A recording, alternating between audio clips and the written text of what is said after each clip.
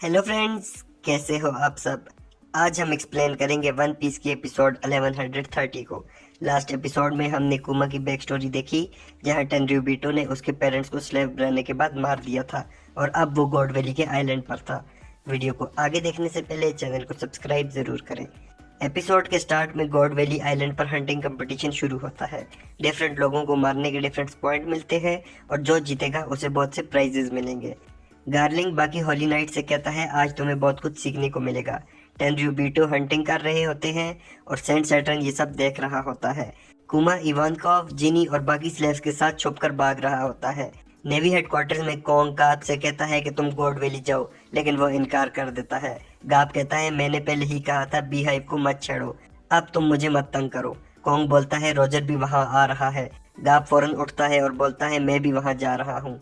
Bee hive से रोक pirate भी गॉड वैली की तरफ निकल जाते हैं। कुमा और बहुत से स्लेव जख्मी हो गए हैं। इवानकोव बोलता है कि 3 हफ्तों तक ये मुकाबला चलेगा, हम तब तक के लिए इस जन्म में फंस चुके हैं।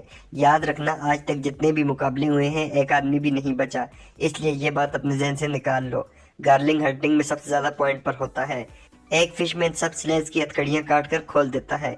इवानकोव जिनी से पूछती है क्या हुआ, तो वो कहती है मैं नेवी की इन्फॉर्मेशन को सुनकर पायरेट तक भेज रही हूँ। इस दफा प्राइजेस में ड्रैगन फ्रूट और पापा फ्रूट हैं, इनको लेने के लिए पायरेट जरूर आएंगे। मैंने 2 हफ्ते पहले ही इस आइलैंड के कोऑर्डिनेट शेयर कर दिए थे, लेकिन डेविल फ्रूट लेने के लिए किसी को टेनरियोबिटो की तवज्जो अपनी तरफ करनी होगी। कुमा बोलता है मैं ये करूंगा, मैं किसी और को मरते हुए नहीं देखना चाहता।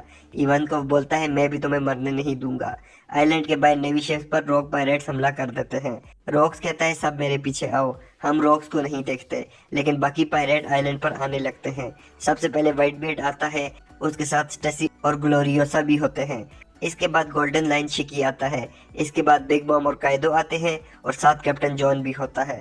वो सब डेविल फ्रूट के पीछे आए होते हैं।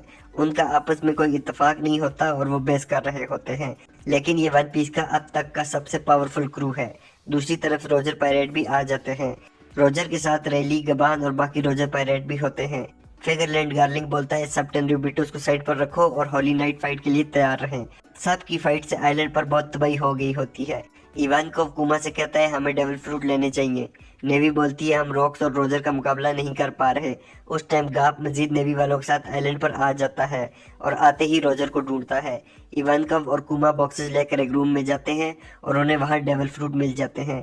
उस टाइम वहां बिग मॉम आती है और इवानकोव से ड्रैगन फ्रूट ले लेती है। वो कुमा को पकड़ने जाती है, लेकिन इवानकोव बिग मॉम की टांग को पकड़ लेता है और कुमा से कहता है जल्दी से भागो और फ्रूट खाओ, अगर एक भी स्लैब बच गया तो हमारा मिशन पूरा हो जाएगा।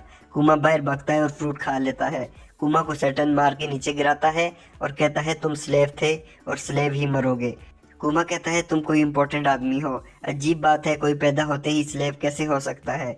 मुझे अगर पावर मिली है तो मैं निका की तरह लोगों की मदद करूंगा। सैटर्न बोलता है इसलिए तुम लोगों का मरना जरूरी है। इसके बाद नरेटर बताता है कि ये इंसिडेंट हिस्ट्री से डिलीट कर दिया गया था। इसके बाद हम सोरबे किंगडम देखते हैं, जहां जिनी, इवानकोव और कुमा जिंदा होते हैं। कुमा प्रे कर रहा होता है।